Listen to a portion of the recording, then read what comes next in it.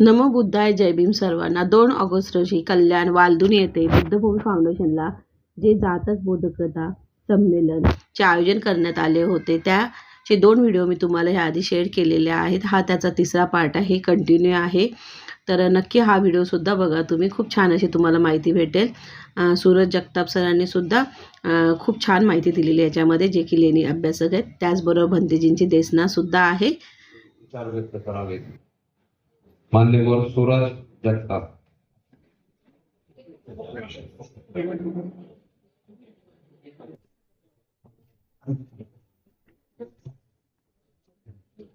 अखंड विश्वाला शांतीचा मार्ग दाखवण्यासाठी गौतम बुद्ध, प्रियदर्शी चक्रवर्ती सम्राट अशोक आणि भारतीय घटनेचे शिल्पकार परमपूज्य डॉक्टर बाबासाहेब आंबेडकर या वंदन तसेच विचारांवर उपस्थित असलेल्या काशा वस्त्र परिधान केलेल्या आदरणीय भिक्खू संघाला देखील माझा वर्षाच्या निमित्ताने आजचा हा जो अतिशय जबरदस्त कार्यक्रम असा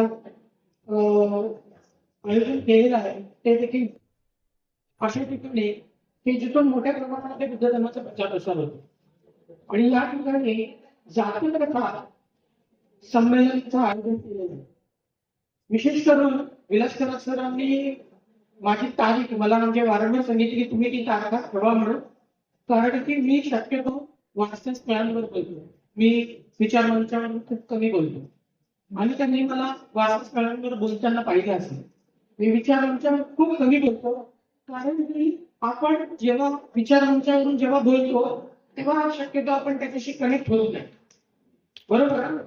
आता जेव्हा मी भरती आदरणीय जेव्हा धम्मदेशना देत होते तरी पण आपली लोक आपल्यामध्ये कुजबुज करत होते किंवा चर्चा करत होते, तर त्याच्यापासून कनेक्ट न होता आपण दुरावतो. आता देखील जे काही मी विचार मांडणार आहे हे ऐकण्यासाठी किती लोक तत्पर आहेत आणि किती लोकांना ती कुजबुज चालू आहे तुम्हाला पण दिसतंय. त्याच्यामुळे आपण किती बुद्ध धर्माचा अवमान करतो हे तुमच्या लक्षात येतं आणि त्यामुळे बुद्ध धर्म भारतात न राहता भारताच्या बाजूच्या देश आपला जो देश आहे त्यांच्यामध्ये गेला. आपल्या देशाला वेगवेगळी नावं आहेत, पण खास करून एक नाव आहे जे तुम्हाला त्या देशात गेल्यानंतरच कळतं. तिथले लोक देखील त्या नावाने संबोधन करतात. आपल्याला आपलं नाव जसं जम्बुदीपासून माहिती आहे ते त्याचे पुरावे द्यायला लागतात, आपल्या प्रत्येक गोष्टींचे पुरावे द्यायला लागतात. तर जम्बुदीप हा शब्द जो आहे किंवा हे जे उच्चारण आहे हे आपल्या लेण्यांवरती सापडतात. तसे झालं हे श्रेणीतून आले म्हणजे श्रीलंकेतून. आज आपल्याला श्रीलंका असं त्याचे नाव माहिती आहे, पण प्रियदर्शी चक्रवर्ती सम्राट अशोक यांच्या काळामध्ये त्याला ताम्रपल्ली किंवा तंबवाडी असे नाव होतं. त्याच्यानंतरच्या काळामध्ये त्याला सिंहद्वीप झालं आणि नंतर सिलॉन झालं आणि नंतर काळामध्ये तो श्रीलंका झाला. पण सिलॉन किंवा श्रीलंका हे लोक आपल्याला कोणत्या नावाने संबोधन करत होते तुम्हाला माहिती आहे का? आपण आपल्याला जम्बुदीप म्हणत होतो, पण सिंहद्वीपमध्ये आपल्याला धम्मद्वीपमधले लोक धम्मद्वीप असं आपल्याला संबोधन होतं. म्हणजे जिथे धम्माचा द्वीप होतं इतकं पवित्र स्थळ आपलं होतं. पण आज काय झालं, आपल्याला आपल्या संस्कृती, आपल्या मान्यता, आपले जे रिच्युअल्स आहेत ते माहिती नसल्या कारणाने आपण त्याच्यापासून दुरावलं गेलेलं आहे. आणि त्या जातकथांचं संमेलन होतंय, कांबळे सरांनी एवढं मोठं संकलन केलंय, हे जर वाचन केलं तर तुम्हाला लक्षात येईल की भारताच्या भूमीमध्ये 5 खोलवर तुमच्या बुद्ध धम्म आजही रुजलेला आहे. तर ते समजून घेण्यासाठी तुम्हाला जातक कथांचा अध्ययन करावा लागेल.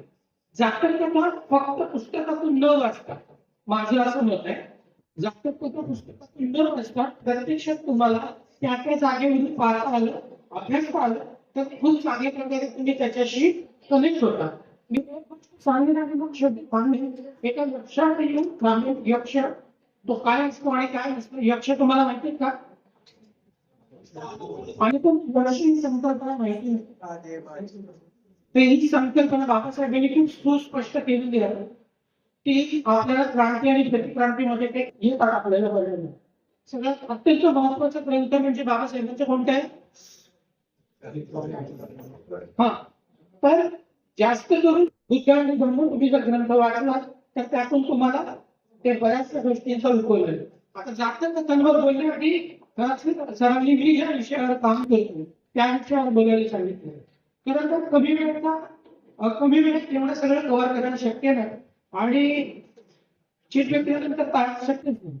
त्यामुळे मी खूप मस्त शब्दामध्ये वाटेल आपल्याकडे लेखनाची निर्मिती जी झाली त्याचे पायनर जे आहे त्याचे निर्माणकर्ते जे आहे ते म्हणजे प्रियदर्शी सम्राट असेल. प्रियदर्शी चक्रवर्ती सम्राट अशोक यांच्या कार्यकाळामध्ये जी पहिली व्यक्ती तयार झाली म्हणजे बुद्ध धर्माला जी पहिली व्यक्ती दान दिली जे बुद्ध धर्माला किंवा श्रमणांना नव्हती ती आजीविकांना होती. पण आजीविकांच्या नंतर बुद्ध धर्माला मोठ्या प्रमाणामध्ये लेण्यांची परंपरा लावलेली आहे. ती लेण्यांची परंपरा जी आहे ती सम्राटांच्या काळापासून सुरुवात होते म्हणजे इसवी सन पूर्व 3ऱ्या शतकामध्ये. त्याच्यानंतरचा मोठा काळ आहे की निरंतर लेण्या या निर्मिती होत राहिलेल्या होत्या. इसवी सनाच्या 13व्या शतकापर्यंत लेण्यांची निर्मिती होत राहिलेली आहे आणि आपल्या मुंबईमध्ये शेवटची ती लेणी कोरण्यात आली. सर्वात मोठं प्रोजेक्ट जे होतं ते महाराजा महाविहार ज्याला मी म्हणतो जे आपण जनरली सगळेजण जे कानेरी म्हणतात तिला मी खास करून महाराजा महावीर म्हणतो कारण ही पश्चिमी भारतातली मोठी युनिव्हर्सिटी होती आणि या युनिव्हर्सिटीमध्ये इसवी सनाच्या 15व्या शतकापर्यंत पाषाण वस्त्र परिधान केलेला आदरणीय भिक्खू संघ वास्तव्याला होता. 1540च्या आसपास पोर्तुगीज जोपर्यंत आलेले होते तोपर्यंत तिथं भिक्खू संघ होता. भिक्खू संघ तिथे वास्तव्य करत होता आणि तिथून तो बुद्ध धर्माचा प्रचार आणि प्रसार करत होता. तो का विषय झाला त्याची कारण अशी आहे की बुद्ध धर्माचा जो प्रचार आणि प्रसार करण्यासाठी जो लोकाश्रय आणि राजश्रय हवा होता तो न मिळाल्या कारणाने भिक्खू संघाचं तिथून पिछेहाट झाली. अशा अनेक लेण्यांवरती पिछेहाट झालेली पाहायला मिळते. या जातीय संदर्भ तुम्हाला वारंवार लेण्यांवरती बघायला मिळेल तसंच स्तूपांवरती बघायला मिळेल. ज्याला आता आपण स्तूप असं म्हणतो पाली प्राकृतमध्ये स्तूप होतं नंतरच्या काळामध्ये त्याला स्तूप म्हणतात आणि आता आपण त्याला स्तूप शब्द आहे तो श्रीलंकेमध्ये त्याला वेगळं नाव आहे, थायलंडमध्ये वेगळं नाव आहे, म्यानमारमध्ये वेगळी नाव आहे. पण त्याची निर्मितीच्या काळ सुरुवातीच्या काळ प्रामुख्याने आपल्याला आपल्या महाराष्ट्रात आपल्या भारतामध्ये पाहायला मिळतं. भारतामध्ये जवळपास आपल्याला 1200च्या आसपासच्या लेण्या सापडतात. पण लेण्या ज्या आहेत भारतातल्या त्या सगळ्या आपल्याला प्रिव्हिलेज फील केलं पाहिजे. आपण आपल्यासाठी थँकफुल राहिलं पाहिजे त्या महाराष्ट्राच्या भूमीतून त्या कल्याणमधून. आणि तुम्ही जर सांगायचं तर तुम्हाला मी काय म्हणतो हे कळेल. तर या कल्याणमधून मोठ्या प्रमाणामध्ये व्यापार चालत होता आणि त्या व्यापारी ज्यांनी मोठ्या प्रमाणामध्ये दान दिलं त्या दानातून त्यांची निर्मिती झालेली आहे. कल्याण हे आंतरराष्ट्रीय बंदर होतं, आंतरराष्ट्रीय ख्याती पावलेलं बंदर होतं आणि या भूमीतल्या लोकांनी मोठ्या प्रमाणामध्ये दान दिल्याचे उल्लेख आपल्याला अनेक लेण्यांवर सापडतात. तर हे मूळचे लोक कोण होते कल्याणचे ते आज मात्र ते बुद्ध धर्माचे अनुयायी होते हे मला विसरलेले. मी त्याच्यावर भाष्य केलेलं त्याच्यावर बोललेलं. इथले मूळचे लोक कोण होते तर या भूमीतले लोक होते ते म्हणजे आजचे कोळी आणि आगरी. या कोळी आणि आगरी लोकांनी मोठ्या प्रमाणामध्ये बुद्ध धर्माचा प्रचार आणि प्रसार करण्यासाठी ज्या लेण्याने निर्मिती झाली त्याला मोठ्या प्रमाणात दान दिलेले आहे. आणि जो बुद्ध धर्म पहिल्यांदा या भूमीत आणला या मुंबईमध्ये आणला त्यांचं नाव पुन्हा आहे. तुम्हाला सगळ्यांना पाली जे अभ्यासतात त्यांना सगळ्यांना माहिती आहे की पुन्हा ही व्यक्ती आजच्या जर आपण समाजात पकडायचं झालं तर मूळची कोळी होती. या व्यक्तीने पहिला बुद्ध धर्म मुंबईत आणला आणि मुंबईला त्या काळी मुंबई असं संबोधन नव्हतं तर त्याला वेगळं नाव होतं, त्याला साष्टी असं नाव होतं. तुम्ही जेव्हा आपल्या पाली टेक्स्ट मध्ये जाल तेव्हा याचं सगळं उच्चारण होतं आणि या पाली टेक्स्ट मधून तुम्हाला बऱ्याचशा आजच्या जातकथांचा जो संदर्भ आहे तो आपल्याला सापडतो. तुम्हाला तुमच्या आजूबाजूला सांगता येत नाही कारण की तुम्हाला तुमचं काय संस्कृती आहे तुमच्याशी काय मान्यता आहे ते तुम्हालाच नाही माहिती. इसवी सन पूर्व 2ऱ्या शतकापासून चालू लागलेली जातक कथांची माला, जातक कथा ज्याला बोधकथा आपण म्हणतो त्या बोधकथातून तुम्हाला वेगवेगळे संदर्भ दिले जातात. जी दशपारमिता आहे त्या दशपारमितेवर आधारित या सगळ्या जातक कथा आहेत. म्हणजे आपण त्याला इतिहास म्हणायचे नाही, हे इतिहास नाही या बोधकथा आहे.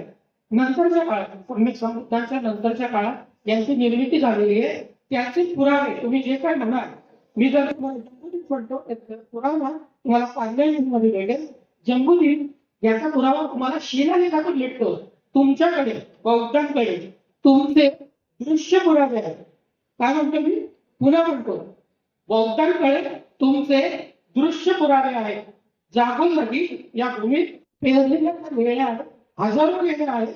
त्या हजारोच्या लेण्यांमध्ये तुमच्या जातक कथा आजही श्वास घेत आहेत.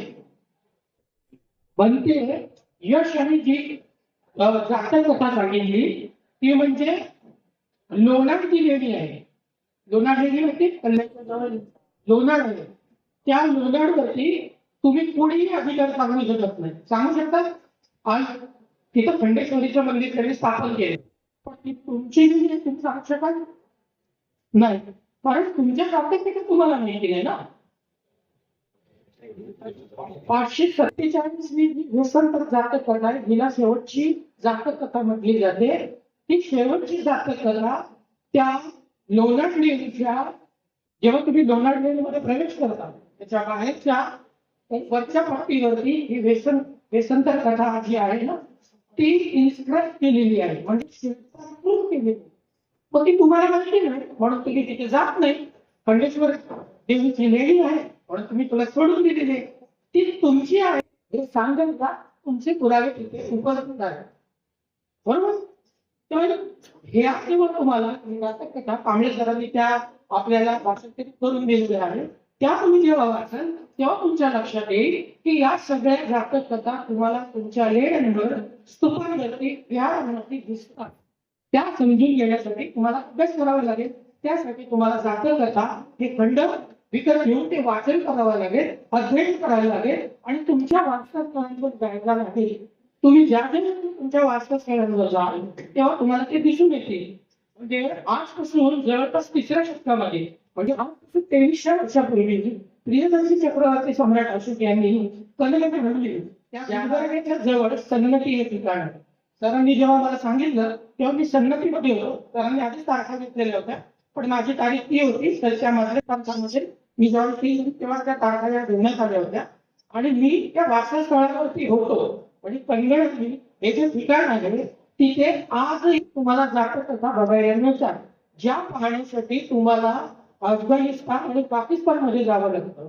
ते तिकडे जाता सन्नती ज्याला कन्नड म्हणतात त्या ठिकाणी जातक कथांचं पॅनल मोठ्या प्रमाणामध्ये उपलब्ध आहे.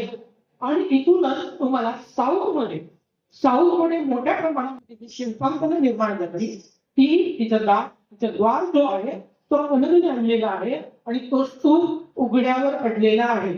कोणीही तिथे उपस्थित नसतो, कोणीही जात नाही. मी माझ्या सोबत नेलेल्या व्यक्तींच्या व्यतिरिक्त तिथं कोणी नसतं आणि त्यामुळे तुम्हाला या वारसात जायला लागेल.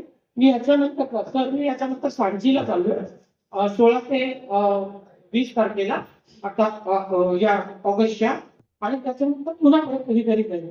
पण मी सांची स्तूपावर जाणार आहे. सांची स्तूपावर या जेवढ्या पण जातक कथा आहेत, षडदंत जातक कथा आहेत, साम जातक कथा आहेत किंवा आणखी म्हणजे पक्ष जातक कथा आहे, या सगळ्या जातक कथा तुम्हाला तिथे बघायला मिळतात. नो डाऊट तिथे बौद्धांचं आहे, ती सांची स्तूप तुमचं सुरक्षित आहे, पण तुमची लोणार लेणी तुम्ही गमावून बसलेले आहात. कारण तुम्हाला तुमच्या ज्या जातक कथा आहेत हे न माहिती नसल्यामुळे तुम्ही त्याच्यावरती तुमचा दावा सांगू शकत नाही.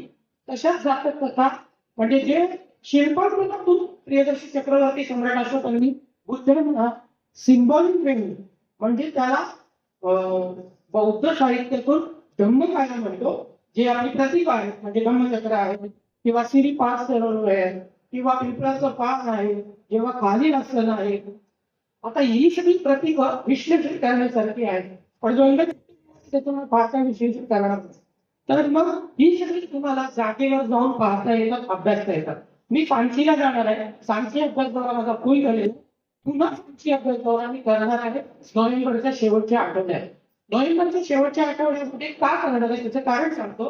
सारिनित्य आणि महामोगल यांचे पवित्र शारीरिक धातू ते त्या स्तूपांमधून बाहेर काढतात आणि तुम्हाला ते दर्शनासाठी नेतात. त्यामुळे मी ते तिथे जाणार आहे. आता तिसरीची ती त्याच्या आधी मी संपवतो. मला माहिती आहे तुम्ही त्या मी जे काही विषय मांडतो याचे तुम्हाला ऐकायची इच्छा आहे, पण वेळेचा अभाव विश्लेषण करण्यासारखं नाही. प्रत्येक गोष्ट विश्लेषण करू म्हणजे जेवढं पण आपली शिल्प आहेत तुम्ही जेवढी पण शिल्प जिथे जिथे बघा त्याच्यावर तत्त्वज्ञान निर्माण झाले, त्याच्यावर नंतर साहित्य निर्माण झालंय आणि त्याच्यानंतरच शिल्प तयार झाले. मी एका शिल्पाचं उदाहरण देतो तुम्हाला की शिवाजीजाई. शिवाजीजाई म्हणजे तुम्हाला सगळ्यांना इसवी सनाच्या 6व्या शतकात ती व्यक्ती आलेली होती. म्हणजे आता शिवाजीजाई तुम्हाला शब्द कळत नसला तर शिवाजीजाई तुम्हाला कळलं असेल. बरोबर? तो त्यांचं ओरिजिनल नाव शिवाजीजाई आहे, पण ते शिवाजीजाई या नावाने भारतात प्रसिद्ध झाले. यांनी आपल्या कानेरी जिला महाराज म्हणतो तिथे ते आले होते आणि त्यांनी अनेक हातांचे आणि अनेक चेहऱ्यांचे बोधिसत्व बघितले. त्यांना बोधिसत्व अवलोकेश्वर म्हणतात. अवलोकन करायचं म्हणून अनेक चेहरे असतात आणि अनेक हात असतात. ही संकल्पना हे शिल्प त्यांनी पहिल्यांदा भारतात बघितलं, ते देखील तुमच्या मुंबईमध्ये बोरिवलीला. आणि तिथून त्यांनी त्याच्यावर आधारित साहित्य नेलं. याचं नाव आहे 1.1 अवलोकेश्वर धारणी. पुन्हा सांगतो 1.1 अवलोकेश्वर धारणी हा ग्रंथ संस्कृत मध्ये लिहिलेला होता. इसवी सनाच्या 5व्या शतकामध्ये अवलोकन करणं, भूतनावाने प्रत्येक प्राणीमात्राला पाहणं, त्याला दुःखातून मुक्त करणं ही बोधिसत्वाची संकल्पना आहे. आणि बोधिसत्व यातून तुम्हाला पाहतो अशी शिल्पांकनं तुमच्या लेण्यांवरती आहेत, ती तुम्ही जाऊन पाहिली पाहिजे. हे जे अवलोकेश्वर आहे हे संकल्पना आहे. जो प्राणी या भूतलामध्ये प्राणी कल्याण करण्यासाठी तो प्रत्येक वेळेला उपस्थित राहतो, अशाला आपण बोधिसत्व म्हणतो.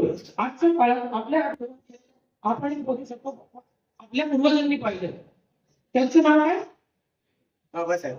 परमपूज्य डॉक्टर बाबासाहेब आंबेडकर यांना आपण बोधिसत्व या संकल्पनेत आपण त्यांना बघतो, पाहतो. कारण त्यांनी प्रत्येक म्हणजे प्रत्येक प्राणीमात्रासाठी त्यांनी काम केलेलं आहे. बरं, हे सगळं सांगितलं आणि खूप आकर्षण मला आहे, पण मी काय म्हणजे घेणार नाही. अजून वक्ते आहेत त्यांना मी वेळ देतो. एकच फक्त तुमची जी संकल्पना आजही समाजामध्ये आहे, तुमची जी बौद्धांची जी सुप्रसिद्ध शिल्प आहे, सुप्रसिद्ध प्रतीक आहे, ती इतर संप्रदायाने स्वीकारली आणि ती नंतरच्या काळात त्यांनी त्यांच्याशी केली. आता त्याच्यात सुप्रसिद्ध शिल्प कोणते आहे? काय ज्याला आपण महामाया म्हणतो, महामायेचे स्वप्न शिल्प आहे जे आता गडलक्ष्मी म्हणून प्रसिद्ध आहे. त्यांच्याकडे ते तुमच्या पहिल्या लेण्यांवरती आणि स्तूपांवरती दिसतं.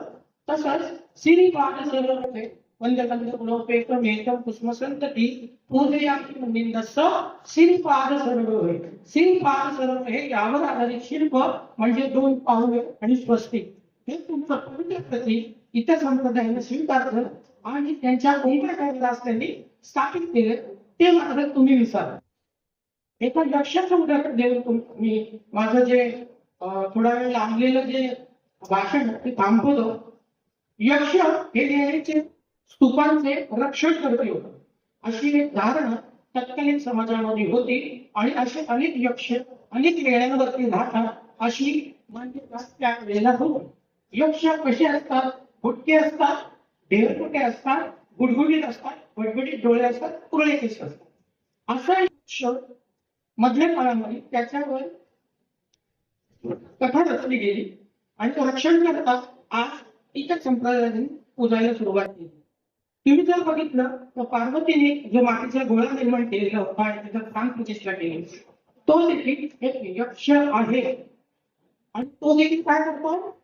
तो दारावरती रक्षण करण्यासाठीच आहे. आलं का लक्षात? काय आहे ती कथा? काय आहे की शंकर येतात आणि शंकर आतमध्ये प्रवेश देत नाही. तो यक्ष त्याचा रोल काय आहे? तो ऍज अ रक्षणकर्ता म्हणून तो तिथे आहे. तुमच्या लेण्यावरचा गणपती आहे ज्याला आपण एलिफंट हेड यक्ष म्हणून, तो तुमच्या लेण्यावर दिसतो. आणि सम्राट अशोकाच्या नंतर सगळ्यात काम केलेलं कनिष्ठ नावाचा जो राजा, जो म्हणजे तो कनिष्ठ राजा, त्याने त्याचा जो स्तूप निर्माण केला त्याच्यावर पहिल्यांदा आपल्याला इसवी सन पूर्व 1ल्या शतकामध्ये हा गणपती दिसतो. नंतर मग मुंबईच्या आपल्याला गाराहरी आणि मंडपेश्वर लेणीवर दिसतो. अशी तुमच्या मान्यता आजही आहे, त्या तुम्ही समजून घ्यायला पाहिजे. आणि मला अधिकच बोल दिले म्हणजे बोलू दिल्याबद्दल मी आयोजन खास करून सरासर आभार करतो. कारण की हे उपलब्ध करून देणं आणि तेही वर्षाच्या काळात उपलब्ध करून देणं हे खूप महत्वाची गोष्ट आहे.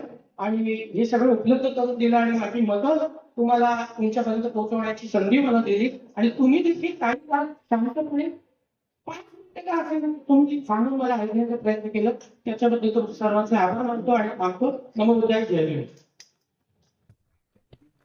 तुमच्याकडे आहे म्हणून थोडं रिस्पॉन्स कसे आहे? साहेब खूप खूप धन्यवाद. खरं तर तुमचं मत आणि तुमचे विचार हे अगदी कानामध्ये जीव बसून ऐकण्याची इच्छा होती, परंतु वेळ कमी असल्यानंतर वंदनीय भक्ते गौतम रत्न याचना करतो की त्यांनी आपली क्रांतिकारी धर्मदेशना आमच्या उपासकांकडे प्रस्तुत करावी. सभी उपासक उपासिकाएं हाथ जोड़े और मेरे पीछे पीछे दोहराए. दीघा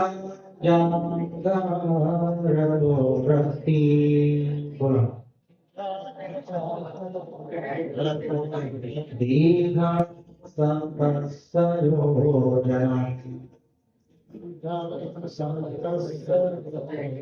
दीघो बालानंद संसार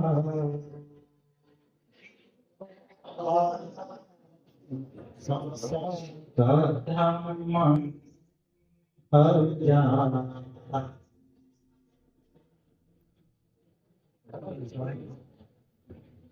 जिस प्रकार से कोई रात में अगर न सोकर रहे, रात में सोकर शरीर को संतुलित करने के लिए आराम देगा, बैलेंस करके स्वस्थ रहे.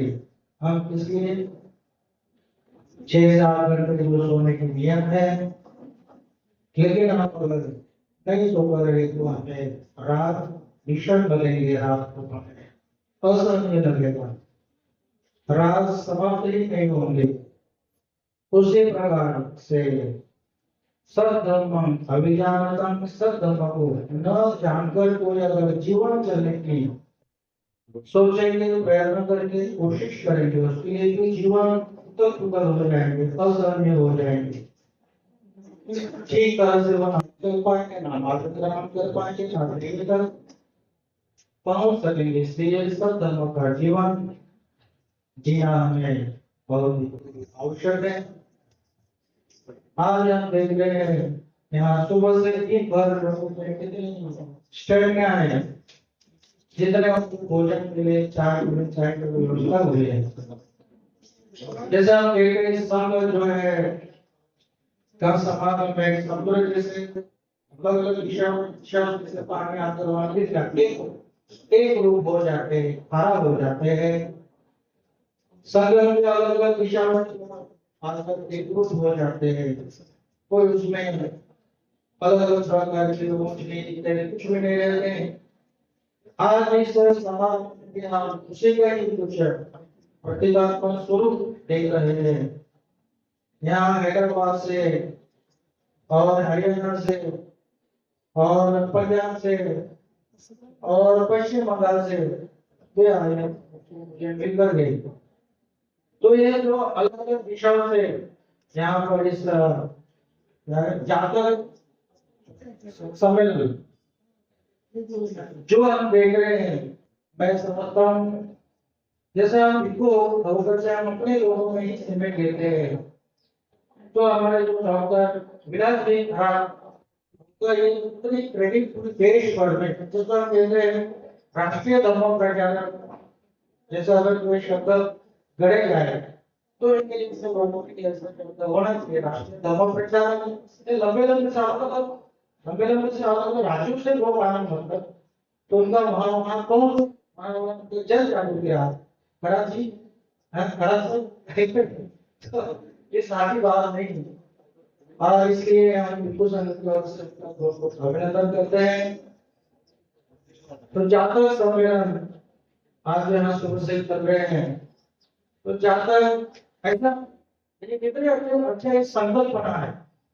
ऐसे सम्मेलन कितने ले सकते हैं, अलग अलग विषय अलग अलग टाइटल है. ये धर्मों पर जैसा जानते हैं शुद्ध निकाय शुद्ध 4 भाग आहे. दीर्घ निकाय, मध्यम निकाय, संयुक्त निकाय, उत्तर निकाय, उत्तर निकाय. और ये उत्तर निकाय का ही 10वां खंड है चार. उसमें छठा खंड में 15 भाग विभाजन किए, उसमें 10वां खंड. अगर एक जातक को लेकर अनंत गौतम पंडित जी ने उसका अनुवाद किया, उसमें 6 पुस्तक हुई. 15 में से एक खंड को लेकर एक सम्मेलन हो रहे हैं. तो हम लोग और अलग अलग टाइपों में जैसे ये जो दीर्घ निकाय, मध्यम निकाय, संयुक्त निकाय, उत्तर निकाय, छोटा निकाय. लेकिन इस छोटा निकाय में भी 15 ग्रंथ है. शुद्ध निपात सम्मेलन भी हो सकता है. फिर धम्मपद, दूसरा धम्मपद इतनी जग प्रसिद्ध है. ऐसा कह जाते हैं भारत से तो सारे धर्म ग्रंथ हैं, पूरी पाली त्रिपुटी खत्म हो गई 1000 साल तक से 10वीं सदी से अभी तक. लेकिन ऐसा है, इतिहास है, धम्मपद ये 1000 सालों में मौजूद था. धम्मपद तो भारत से नहीं हुआ, समाप्त नहीं हुआ. भले ही विनय का खत्म हो गए और अन्य ग्रंथ खत्म समाप्त हो गए, अभी तक खत्म हो गए.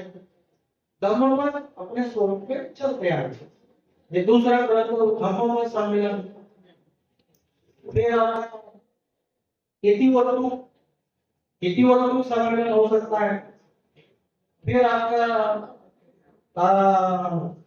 जो फिर आता है शुद्ध निपात, धम्मपद, इतिवस्तु. और आगे बढ़े तो फिर विमान वस्तु है, पेटो वस्तु है, घर खाता है. और जातक निर्देश है, निर्देश में 2 भाग, महानिर्देश, पूर्व निर्देश, बड़ी संविधान को इस प्रकार से एक अलग सम्मेलन में हो सकते हैं. इस प्रकार ये जो पूरी त्रिपुटी विशाल समुदाय आपके लिए हम लोग इस ज्ञान के ज्ञानावधेन विधिनाचितवा मुनिंदो तन्ते सबहुत जयमंगलम्. तथा सर्वसम्मुक्त ने ज्ञान संपादन करते हुए वो विजय जितवा मुनिंदो, जीत हासिल करते थे. ज्ञानावधेन किसके बल से? ज्ञान के बल से. ये ज्ञान का सम्मेलन हुए, त्रिपुटी ज्ञान का समुद्र है. तो आज इसके पूर्व में फाउंडेशन के विषय में हम से तो पूर्व में शुरू हुए जब से कराची यहाँ जब से आए तब से उनके बहुत दिन दिन लगे. इसके अंदर खास हो जाते हैं तो समस्या चल रहे हैं. कुछ शायद 10-12 साल पहले यहाँ गोयनका पुत्र श्री प्रकाश गोयनका पहले एक बार आना हुआ. उन्होंने एक बात कहे, 10-12 सालों के बाद में दूसरा उपासक है, इन्होंने कुछ बात करी, कोई क्या लोगों को मालूम नहीं वो बात. तो उन्होंने उसके ऊपर संशोधन करना हो जाती अपना उन्होंने मौलिक संशोधन करने बोल के खड़ा थी. तो ऊपर किताब में जो मुझे पीडीएफ भेजे हैं, मुझे पढ़ना है. उस पीडीएफ का शीर्षक है किताब का खड़ा सा आपको पुस्तक आज प्रॉब्लम है करने का प्रूफ प्रिंट. ठीक है. तो 10-12 साल पहले यहाँ विपक्षना सम्मेलन हुआ तो उसमें श्री प्रकाश जी गोयनका चाहे ऊंचे पहाड़ में स्टेज हुआ था. जिस स्टेज है पूरी जमीन दिखाई दी और देखकर मुझे छोटा आवाज में बोले इसमें बोले उनका भी कैसे एजेंडा साइड से प्लानिंग कैसे इन्होंने दस्तावेज लाते हैं. वहां पर स्वयं गोयनका गुरु जी उनके फोटो विद्यार्थी और विशाल वहां पर उनको प्रशिक्षण ट्रेनिंग उनकी सेमिनारी साइट वहां पर निर्माण करना था. बाबा साहब ने पहले बैंगलोर में थे, मैसूर में मैंने देखा 1953 में वहां से कोई महाराजा ने 5 एकड़ जमीन दिए थे. बाबा साहब उनका ये था राज्य का सलाहकार था जो उनका एडवाइजर के रूप में कार्य कर चुके थे. 5 एकड़ जमीन में वहां कुछ सेमिनारी करना यानी ट्रेनिंग सेंटर वहां तैयार करना था, लेकिन वो नहीं हो सके। वहां से कोई दूसरा संगठन है जो बाद में फोटो देखने को मिला, माध्यमिक स्कूल चलता है और कुछ जमीन निकल भी गई। मतलब उन्होंने किस पर्टिकुलर जमीन दे एक रुपये का अपने हाथ में नहीं, तो पावर साइड की जरूरत नहीं, हम लोग पूरी तरह से समझ नहीं पाए। एक्स्ट्रा करना तो धीरे धीरे प्रयत्न चल रहे हैं। तो ऐसे जब मेरा चाहे इस सेमिनारी के माध्यम से, तो उन्होंने इस कार्य को मेरे ऊपर सौंप दिए, तो सौंप कर उन्होंने और कार्य के विषय को रिजर्व करते हैं, उनके जो होल्डर है उन्हें जाकर के शुरू में मैंने सुना इतने सविस्तर उन्होंने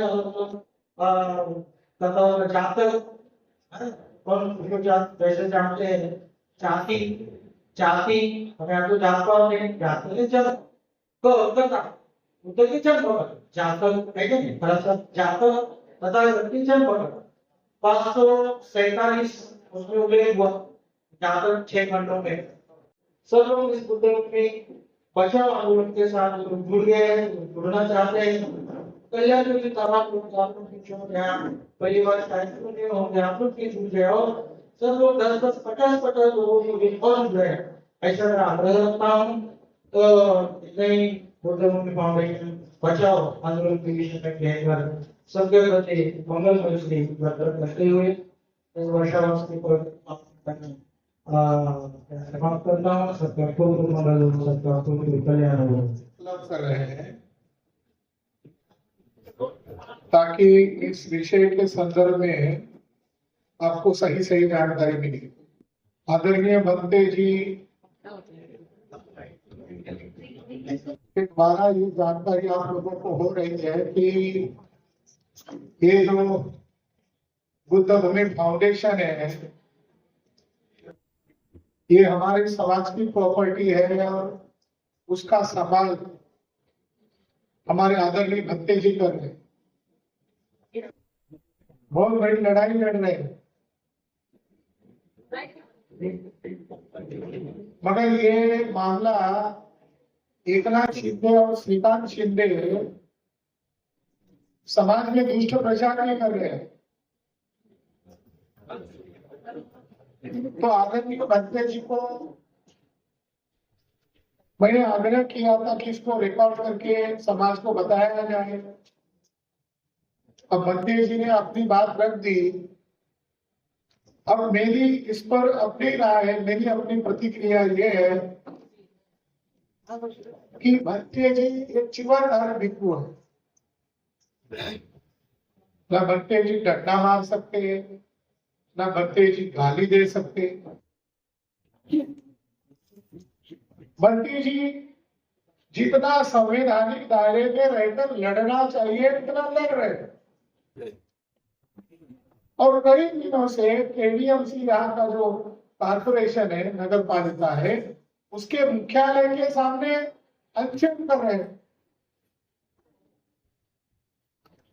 वैसे बौद्ध धर्म में भिक्षु को बिल्कुल अलाउ नहीं है अपने शरीर को पिता देना, मगर वो पिता भी सह रहे हैं, अपनी व्याधियों को भी सह रहे हैं। तो हम भंते जी के साथ हैं, हम भंते जी के आगे रहना चाहते हैं। लोग बोलते हैं आगे चलो, हम आपके पीछे पीछे देखो तो क्या है। तो इस लड़ाई को मैंने अध्ययन किया। ये बात मुंबई में फैलनी चाहिए कि ये जो जगह है, इस जगह का हिस्टोरिकल संदर्भ है। 1935 में बोधिसत्व डॉक्टर बाबा साहब अम्बेडकर ने संकल्प लिया कि इस धर्म में मैं पैदा हुआ, जिसे आप हिंदू धर्म कहते हो, उस धर्म में मैं पैदा हुआ हूं, मगर मैं उसकी मरूंगा नहीं। ये मेरी बस की बात है। वो घोषणा होते ही, घोषणा करते ही बाबा साहब अम्बेडकर मुंबई के ठाणा जिले में आए। ठाणा जिले में उसका प्रोसीडिंग है, अखबारों में, जनता अखबार में मैंने पढ़ा तो मुझे इतना खुशी हो रहा है कि जिस तारीख को आए इस इंडिया में, तो बाबा साहब रेल से उतरे तो लगभग बाबासाहेब आंबेडकर का 5,000 लोगों ने स्वागत किया। रेल स्टेशन खजानत भरा हुआ था। बाबा साहब अम्बेडकर रेल से उतरे, उनको पुष्पमाला पहनाई गई और बाबा साहब पहले मार्च आउट करके सभा साफ कर गए, क्योंकि भीड़ बहुत ज्यादा थी, रास्ता खाली नहीं था। तो जो बाबा साहब अम्बेडकर ने जो संकल्प लिया, उसका नासिक येवला के बाद थाना जिले में आए और यहाँ भाषण किए, विस्तृत भाषण।